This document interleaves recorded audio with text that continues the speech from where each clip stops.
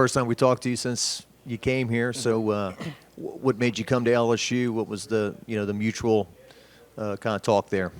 Yeah, I think I had a lot of conversation with Coach Davis and Coach Sloan on the way in, and a lot of the conversations were just surrounded about what the ultimate goal was for this season. And I looked at what they were doing in the off season, and it looked like they were building something really special here. And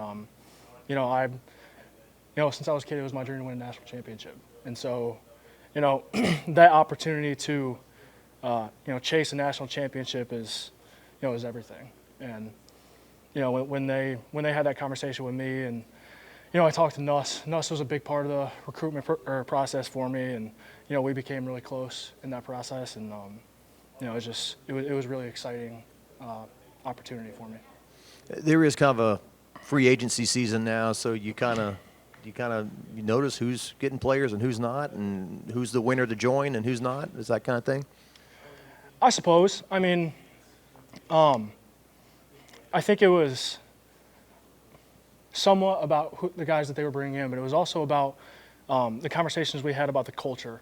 I think a lot of what we talked about was how important it was to win this year.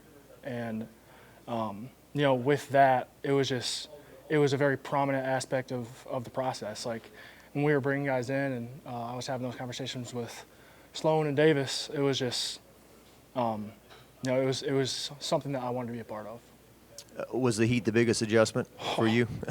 Gosh, it was rough. It was a rough first couple months. Like I said, I've never lived in the South, and up north you're looking at 75 and sunny this time of year, and it's pretty. But down here, you got to grind through it a little bit. And I will say you're better for it. Going into the season, you get in great shape, and there's that adversity of the elements that can really toughen you up. You drop any weight since you came down, or the heat? Not much. No? Yeah. Josh, can you talk a little bit about this offensive line? Including yourself, a bunch of fresh faces all coming together, trying to make it mesh in a top 10 matchup, and you do just that. Yeah. What does it do for your confidence with this group, whether it's the five that we saw lined up this past weekend or any of the guys that may rotate in and out? What does that kind of do moving into the rest of the season? Yeah, I mean, it started off, one of the biggest focal points for us coming into the season was to, grow our unity, right? It's a bunch of new faces, and to be a good offensive line, you have to be a tight unit. And that was something that we really, really wanted to focus on because, like I said, it was a bunch of new faces. So we made sure to spend a lot of time together, do things outside of the facility, and that was really big for us. And I'll say, like, one of the coolest things, especially after playing a lot of football and being able to see the big picture of it all, is seeing how much we were able to grow in that offseason. Not just, from a relationship standpoint, but in how we played. Like, you can see the difference from spring to now of what guys are doing and the talent that we have in that room. And I'm proud to be a part of it. I'm proud of what we've been able to do. What do you think is the biggest thing from these new groups of guys around you, or the coaching staff? Do you feel like you've kind of learned already leading into the season that you feel like you could grab upon and kind of help you get even better moving into the rest of you before you get to conference play? Yeah, I think the biggest thing that we've been able to do is get rid of that idea of satisfaction, right? Like, you can appreciate the good things that you did, but you can't stick on them, right? It's on to the things that you need to fix, and that constant grasp for knowledge and that constant grasp for getting better in technique or whatever the case may be, and understanding concepts. It's just, I think our consistent aptitude for growth is something that I've really took to, and a lot of guys took to, and that's something we're going to continue to do, and why I think we're going to get a lot better as the season continues.